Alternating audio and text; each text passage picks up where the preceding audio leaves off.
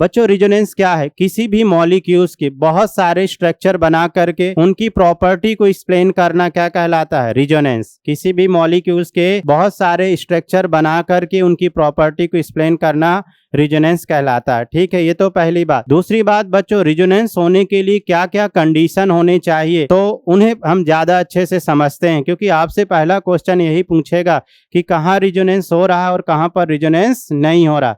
तो बच्चों condition of resonance पहले सीखते हैं। ठीक है, तो रिजोनेंस के लिए बच्चों मॉलिक्यूल क्या होना चाहिए? प्लेनर होना चाहिए। प्लेनर मतलब समझते हो? समतली होना चाहिए। देखो एग्जाम्पल से समझते हैं, पहले कंडीशन समझते हैं रिजोनेंस के लिए क्या क्या होना चाहिए। देखो सबसे पहले मान लो मैंने कोई एक एग्जाम्पल ऐसे लिया, अब देखो ये एग्जाम्पल लिया, या इसको ऐसे लिख लेता हूँ, आपको आसान तरीके से समझ आएगा। CH2 CH डबल बॉन्ड, ये CH2। बच्चों ऐसे हमने कोई मॉलिक्यूल ले लिया। अब हमने क्या बताया कि मॉलिक्यूल को क्या होना चाहिए? प्लेनर होना चाहिए। रिजोनेंस के लिए मॉलिक्यूल्स को क्या होना चाहिए? प्लेनर। और प्लेनर होने के लिए हर एटम क्या होना चाहिए? sp2 हाइब्रिडाइज होना चाहिए। ये सबसे आसान तरीका कि हर एटम क्या होना चाहिए बच्चों? sp2 हाइब्रिडाइज होना चाहिए, क्योंकि sp2 होगा तो क्या होगा? समतली होगा। अरे त्रिकोणीय समतली पढ़ते हो कि नहीं? तो आप ऐसे समझो, प्लेनर ना समझ पाओ तो ये तो याद रहेगा कि हर एटम क्या होना चाहिए? sp2। तो देखो ये कार्बन डबल बॉन्ड है तो sp2, ये कार्बन डबल बॉन्ड है तो sp2, ये कार्बन डबल बॉन्ड है तो sp2, और ये कार्बन डबल बॉन्ड है तो sp2। तो सारे एटम अगर sp2 है तो मॉलिक्यूल्स क्या हो गया? प्लेनर हो गया। मॉलिक्यूल अगर बच्चों प्लेनर हो गया तो वहीं पर क्या होने वाला है? रिजोनेंस होने वाला है। समझ गए बच्चों? अब देखो ये भी देखो, हर एटम क्या है? sp2, हर एटम sp2 बेटा, डबल बॉन्ड मतलब sp2, दोनों सेम ही है, मतलब मॉलिक्यूल्स क्या हो गया? प्लेनर हो गया। ऐसे देखो रिंग के स्ट्रक्चर की अगर मैं बात करूं, देखो बच्चों ये बेंजीन रिंग पढ़ते हो, हर एटम sp2 है, क्योंकि सब कार्बन क्या है? डबल बॉन्ड, और डबल बॉन्ड है तो हाइब्रिडाइजेशन क्या होगा? sp2। और अगर sp2 है तो सारे एटम यहाँ पर क्या है? sp2 है, और sp2 है तो मॉलिक्यूल बेटा क्या होने वाला है? प्लेनर होने वाला है। और अगर मॉलिक्यूल प्लेनर है तो वहीं पर क्या होगा? रिजोनेंस होगा। ठीक है, तो सबसे आसान तरीका। अच्छा, उससे भी आसान तरीका, आप प्लेनर और sp2 नहीं देख पाते हो तो ये देख सकते हो, अल्टरनेट बॉन्ड होना चाहिए, डबल सिंगल डबल। अगर अल्टरनेट बॉन्ड है तो वहां पर क्या होगा? रिजोनेंस होगा। अगर अल्टरनेट बॉन्ड नहीं है तो वहां रिजोनेंस नहीं होगा। जैसे देखो एक एग्जांपल मैं लूं बेटा, क्योंकि पहला क्वेश्चन आप सबसे यही पूछेगा कि कहाँ रिजोनेंस हो रहा है और कहाँ पर रिजोनेंस नहीं हो रहा है। तो देखिए बच्चों इस केस में देखो sp2 पर इस वाले बीच वाला कार्बन क्या हो गया? बोलो sp3। और sp3 होने से क्या हो गया? टेट्राहेड्रल। टेट्राहेड्रल क्या प्लेनर होता है क्या? नहीं, मतलब मॉलिक्यूल प्लेनर नहीं है। या ऐसा भी बोल सकते हो, देखो डबल के बाद सिंगल और फिर सिंगल, जबकि डबल सिंगल और सिंगल के तुरंत बाद क्या आना चाहिए? डबल बॉन्ड आना चाहिए, या तो अल्टरनेट बॉन्ड होने चाहिए। ठीक है, पहले ये नोट करिए बेसिक इंफॉर्मेशन। तो बच्चों रिजोनेंस के लिए क्या होना चाहिए? मॉलिक्यूल प्लेनर, पहली बात। प्लेनर नहीं तो फिर क्या देख लोगे? sp2 hybridisation. sp2 भी नहीं देख पाओगे तो क्या देख लोगे? Alternate bond, double single double. देखो बेंजीन रिंग में रिजोनेंस होता है, क्यों रिजोनेंस होता है? डबल सिंगल, अल्टरनेट बॉन्ड है। नोट करिए। तो अभी बच्चों हमने सिर्फ आपको कंडीशन बताया कि रिजोनेंस कैसे देखते हैं, कहां पर होगा और कहां पर नहीं होगा। ठीक है, तो चलिए आगे बढ़ते हैं बच्चों। जैसे अच्छा एक क्वेश्चन हम आपसे पूछें, मुझे बताइएगा बेटा क्या यहाँ रिजोनेंस होगा? बताओ बच्चों, यहाँ पर रिजोनेंस होगा? नहीं होगा, क्योंकि डबल के बाद सिंगल और फिर सिंगल, यहाँ रिजोनेंस नहीं होगा। पर मान लो कभी ऐसा दूसरा क्वेश्चन लूं, देखो ये पहला बेसिक क्वेश्चन एग्जाम में यही पूछता है कि कहां पर रिजोनेंस पॉसिबल है और कहां पर रिजोनेंस बच्चों नहीं पॉसिबल है। इसे आप बताइए मुझे ध्यान से देख के, क्या इस कंपाउंड में रिजोनेंस है? बिल्कुल है। अरे इधर ये sp3 हो गया, पर इधर देखो डबल सिंगल डबल, ये यहां तक रिजोनेंस है, ये यहां तक बेटा, ये यहां तक। तो यहां पर क्या होगा? रिजोनेंस। मतलब कहीं पर भी रिजोनेंस हो जाए तो ऐसे केस में बच्चे कंफ्यूज हो जाते हैं कि अरे ये वाले कार्बन sp3 हो गए। सर ने क्लास में बोला था कि हर एटम क्या होना चाहिए? sp2 होना चाहिए। जहां जहां रिजोनेंस है वहां वहां तो sp2 है ना। तो ये पाई बॉन्ड यहां तक सारे एटम क्या है? sp2 है। समझ गए। जबकि यहाँ पर देखो बेटा बीच में sp3 हो गया। क्लियर। तो ऐसे क्वेश्चन को भी ध्यान दीजिएगा, तो यहाँ रिजोनेंस होगा। क्लियर। और ध्यान से बोलो बच्चों, ध्यान से देखिए क्या यहाँ रिजोनेंस है। कैसे बेटा, double single double single double alternate. पर इस पाई बॉन्ड के रिस्पेक्ट में रिजोनेंस नहीं है, पर ये वाले पाई बॉन्ड के रिस्पेक्ट में रिजोनेंस है। तो ओवरऑल मॉलिक्यूल्स में रिजोनेंस कहीं पर भी हो जाए तो हम बोलेंगे यहाँ रिजोनेंस है। अब देखो बच्चों ध्यान से समझो, एक एग्जाम्पल हम थोड़ा सा और विस्तार से एक्सप्लेन करेंगे, थोड़ा सा अच्छे से एक्सप्लेन करेंगे। CH2 CH double bond CH double bond CH2, ये हमने एक मॉलिक्यूल लिया, ऐसा भी पहले भी लिया था। ठीक है, यहाँ रिजोनेंस हो रहा है चूंकि ये मॉलिक्यूल्स प्लेनर है, हर एटम sp2 है, या सीधा आसान तरीका डबल सिंगल डबल है ना, ऐसे देख लिया करिए ताकि क्वेश्चन एग्जाम में छूट के ना जाए। पर मैं इसे पूरा प्रॉपर एक्सप्लेन करूंगा ताकि बड़े क्वेश्चन भी आप आसानी से बना पाएं। ठीक है, तो चलो सबसे पहले ये बताओ बेटा, ये वाला कार्बन एटम क्या है, sp2। कैसे sp2, दो हाइड्रोजन के सिग्मा और एक ये सिग्मा, एक पाई बॉन्ड। तो ये कार्बन sp2, ये वाला कार्बन भी sp2, ये कार्बन भी sp2 और ये कार्बन भी sp2। अब चूंकि sp2 है तो बेटा जरा देखो, sp2 है, ये 4 कार्बन, तो ये हाइड्रोजन, ये हाइड्रोजन, एक इससे ये हाइड्रोजन हमने जोड़ा, इस कार्बन से एक ये हाइड्रोजन और इस कार्बन से 2 ये हाइड्रोजन। अब आप ध्यान से देखोगे हर एटम त्रिकोणीय समतली दिखेगा, ट्राइगोनल प्लेनर। देख रहे हो बेटा, इसको पकड़िए, sp2 का मतलब समतली, अरे sp2 मतलब ये, आप हर एक को देखो ना, ये देखो, इसको देखो, त्रिकोणीय समतली। ये तो बोर्ड में है, अगर मैं इसको स्पेस में ऐसे ले आऊं तो हर एटम 1 2 3 त्रिकोणीय समतली। फिर इस वाले को देखो, ऐसा ऐसा ऐसा त्रिकोणीय समतली। फिर इस वाले को देखो, समझ गए ना, अगर आप इसे ऐसे स्पेस में टांग दो तो ये पूरा। अब देखो और अच्छे से समझो, अगर ये कार्बन sp2 है तो एक p बचा ना बच्चों, जो p बचा वो p हाइब्रिडाइजेशन में पार्टिसिपेट नहीं करता, और जो p हाइब्रिडाइजेशन में पार्टिसिपेट नहीं करते वो कहाँ पाए जाते हैं बताओ, प्लेन के परपेंडिकुलर। तो एक p यहाँ पर है तो एक ये p कहाँ पर पाया गया, प्लेन के परपेंडिकुलर। फिर sp2 एक p बचा, जो p बचा वो प्लेन के परपेंडिकुलर, मॉलिक्यूल्स के प्लेन के परपेंडिकुलर। एक p बेटा यहाँ बचा, एक ये प्लेन के परपेंडिकुलर, एक p ये बचा, ये प्लेन के परपेंडिकुलर। अब देखो सारे p orbital lie in the same plane, सारे p ऑर्बिटल एक प्लेन पे आ गए कि नहीं।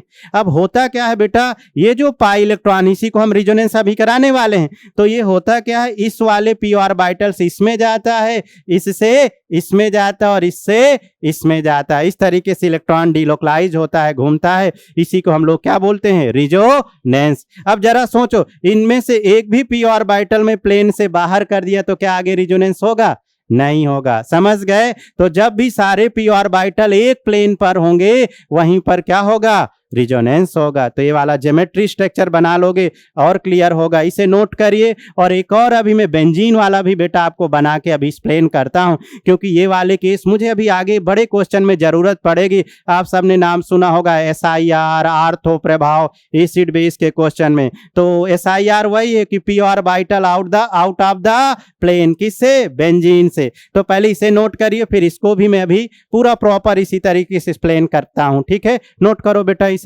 बच्चों एक और बेंजीन का देखते हैं, तो आपको ये p ऑर्बिटल का कॉन्सेप्ट समझ में आए। ठीक है, तो सभी p orbital lie in the same plane, मतलब सभी p ऑर्बिटल किसमें है, एक ही प्लेन पर है ना, एक ही प्लेन पर है। आप जैसे देखो ना, कोई जैसे सड़क है, अब एकदम प्लेन है, बाइक कार सब चल रही, पर उसी प्लेन को बीच से काट दिया जाए तो फिर क्या होगा, आप समझिए, समझ रहे हो ना। तो क्या होगा, बाइक का, कार का, समझ जाए। वैसे इलेक्ट्रॉन जा रहा है इस p ऑर्बिटल से इस p ऑर्बिटल में, और इसको अगर आप इधर से हटा दिए तो इलेक्ट्रॉन गिर नहीं जाएगा बीच में, समझ गए। हाँ, वैसे ही रिजोनेंस को समझिए। अगला देखो केस, अगला बेटा बेंजीन का, एक और एक्सप्लेन करते हैं इसको, देखो ध्यान से, ये और अच्छा केस है, ये डबल सिंगल डबल। क्लियर।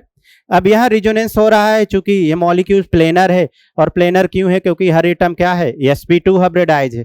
अब कैसे प्लेनर है इसको भी समझ लेते हैं। देखो हर कार्बन से क्या जुड़ा हुआ है, हाइड्रोजन, ये हर कार्बन से बेटा क्या जुड़ा है, हाइड्रोजन, हर कार्बन से ये हाइड्रोजन और ये हर कार्बन से ये हाइड्रोजन। क्लियर। अब आप देखो बच्चों, किसी भी एटम को देखो, ट्राइगोनल प्लेनर, अरे देखो ना बाबा, दिखा। चलो इस एटम, ये वाले कार्बन एटम को देखो, ट्राइगोनल प्लेनर, इसको देखो। अगर आप इसको प्लेन में ऐसे ले आइए और हर एटम sp2 है, तो देखो sp2 का मतलब ये और ये, दिखा ट्राइगोनल प्लेनर। इसको ऐसे लाओ, ऐसे ऐसे इमेजिन करो, पूरी बेंजीन को ऐसे लाओ, ले आए। अब इस वाले एटम को देखो, ये हाइड्रोजन इधर, ये हाइड्रोजन, एक ये बॉन्ड, एक ये बॉन्ड, दिखा बेटा त्रिकोणी। अरे दोस्तों खोला नहीं है ना, तो ऐसे हर एक एटम, अब तो मजे ले रहे हो आप। ये त्रिकोणी समतली, इस वाले को देखो त्रिकोणी समतली। अगर स्पेस में विजुअलाइज करो, इमेजिन करो, समझ गए।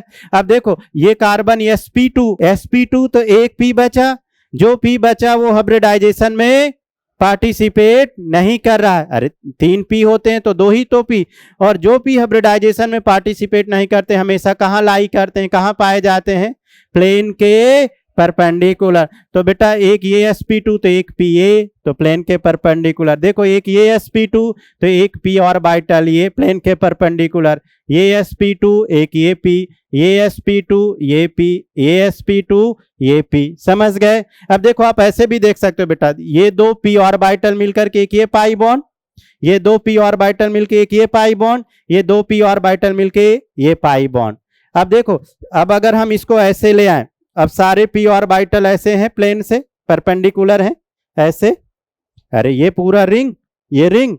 अब इससे एक ये p ऑर्बिटल, ये p ऑर्बिटल, ये p ऑर्बिटल, 6 के 6 p ऑर्बिटल ऐसे हैं। अब होता क्या है दोस्त, अब ये पाई बॉन्ड को मुझे रिजोनेंस में भेजना है, तो इस वाले से इससे, फिर इस वाले से इससे, इस वाले से इससे, इलेक्ट्रॉन इस तरीके से जाता रहता। इसी इलेक्ट्रॉन के घूमने को ही हम लोग क्या बोलते हैं, रिजोनेंस। इलेक्ट्रॉन का डीलोकलाइजेशन बेटा क्या कहलाता है, रिजोनेंस। अब डीलोकलाइजेशन के लिए आप समझ गए, मतलब रिजोनेंस के लिए समझ गए, सारे p ऑर्बिटल क्या होने चाहिए, प्लेन पर। अब देखो जरा सोचो बच्चों, जरा सोचो, एक भी p ऑर्बिटल में प्लेन से बाहर कर दिया तो फिर आगे इलेक्ट्रॉन नहीं जा पाएगा, समझ गए बच्चों, समझ गए। सारे p orbital lie in the same plane. Clear. तो इसको भी बनाइए जल्दी, क्या देख रहे हो विनोद, नोट करो, ये हाइड्रोजन, ये हाइड्रोजन, ये हाइड्रोजन, ये हाइड्रोजन, ये हाइड्रोजन। अब हर एटम sp2 है भाई, ये p orbital, p orbital, p orbital, p orbital, सारे बेटा प्लेन के परपेंडिकुलर। अब देखो यहां से यहां, यहां से यहां, समझ गए, यहां से इलेक्ट्रॉन यहां, यहां से यहां, यहां से यहां, इस तरीके से पाई इलेक्ट्रॉन घूमता रहता है। नोट करिए बच्चों, रिजोनेंस में हम क्या करने वाले हैं, इन पाई बॉन्ड को ब्रेक करेंगे, बॉन्ड को तोड़ेंगे और बॉन्ड को जोड़ेंगे, बॉन्ड को फॉर्मेशन करेंगे। तो बॉन्ड को कैसे तोड़ते हैं वो पहले सीख लेते हैं। तो बच्चों बॉन्ड को तोड़ने के लिए इस एरो की हेल्प से तोड़ेंगे। तो देखो पाई बॉन्ड क्या असर, कोई सी भी चीज टूट सकती है, इसका मतलब हेड में निगेटिव और बेटा टेल में पॉजिटिव, हेड में निगेटिव, टेल में पॉजिटिव। अब जरा देखो एक एग्जांपल लेते हैं, एकदम बेसिक एग्जांपल, जैसे CH2 डबल बॉन्ड CH2। देखो दोस्तों, रिजोनेंस में हमें बॉन्ड को तोड़ना है और बॉन्ड को जोड़ना है। अगर आप बॉन्ड तोड़ना सीख गए तो सारा रिजोनेंस एकदम आसान तरीके से सीख जाएंगे। तो कैसे बेटा तोड़ते हैं, एकदम अलग से, पहले एक बेसिक एग्जांपल, सिंपल सा बॉन्ड तोड़ने का हम आपको सिखाते हैं। अब मुझे इस पाई बॉन्ड को तोड़ना है, चूंकि एक सिग्मा और एक पाई बॉन्ड, तो pi bond easily bond break होती है आसानी से, हम सबसे पहले पाई बॉन्ड को ही ब्रेक करते हैं। तो चलो इस बॉन्ड को हम ब्रेक करने वाले हैं, ये ब्रेक कर दिया इस एरो को हेल्प से। अब हमने आपको बताया था, फिर से बता देता हूं, इस एरो का मतलब इस एटम से इलेक्ट्रॉन आगे की तरफ जा रहे हैं, तो जहां से गए उस पर पॉजिटिव चार्ज, बहुत बढ़िया, और बेटा जहां पहुंचे उस पर निगेटिव चार्ज, ये बॉन्ड ब्रेक हो गई, समझ गए ना। एक प्लस एक पॉजिटिव और बेटा एक निगेटिव, एक पॉजिटिव और एक निगेटिव मिल करके हमेशा क्या बनाते हैं, एक बॉन्ड बनाते हैं बेटा, एक बॉन्ड बनाते हैं, समझ गए। एक बार और सीखो, मन नहीं मान रहा है, बार बार सीखो, 1000 बार सीखो। ये देखो CH डबल बॉन्ड CH2। अब मुझे इसमें से एक पाई बॉन्ड तोड़ना है, ठीक है। अब देखो ये तोड़ दिया मैंने, तोड़ दिया, ऐसे देखो यहां से इलेक्ट्रॉन पेयर गए तो जहां से गए उस पर पॉजिटिव चार्ज और जहां पहुंचे निगेटिव चार्ज, और ये वाली पाई बॉन्ड ब्रेक हो गई क्योंकि यही पाई इलेक्ट्रॉन आगे की तरफ जा रहे हैं। बॉन्ड बच्चों, बॉन्ड जब टूटेगी तभी चार्ज आएगा, तो इसका मतलब समझ गए। ये देखो, बोलो बच्चों, हेड में क्या आने वाला है, बोलो निगेटिव चार्ज, और टेल में पॉजिटिव, ये पॉजिटिव, सॉरी यहाँ CH पॉजिटिव और ये CH डबल बॉन्ड CH2। इस तरीके से बेटा बॉन्ड ब्रेक करते हैं। नोट करिए, अभी सिर्फ बॉन्ड ब्रेक करना सिखाए हैं, अगली क्लास में कल ही ढेर सारे क्वेश्चन हम रेजोनेंस के प्रैक्टिस करेंगे। कैसे बेटा बॉन्ड ब्रेक करते हैं ये दिमाग में रख लिए तो सारे क्वेश्चन हम बनाने वाले हैं। नोट करिए रेजोनेंस, ये बेटा हेडिंग डाल लीजिए, कल हम रेजोनेंस की प्रैक्टिस करेंगे। आज सिर्फ रेजोनेंस के बारे में हमने बेसिक इंफॉर्मेशन दी है बच्चों, ठीक है। हाँ, नोट करिए। थैंक यू सो मच, और मिलते हैं अगली क्लास में। पर उससे पहले आप अगर इस QR कोड को स्कैन कर लेंगे, तो जाने दीजिए, है ना। अगर ये QR कोड आने वाला है बच्चों, स्कैन कर लेंगे तो पूरा PDF के फॉर्म में आपके नोट्स में। मिलते हैं अगली क्लास में।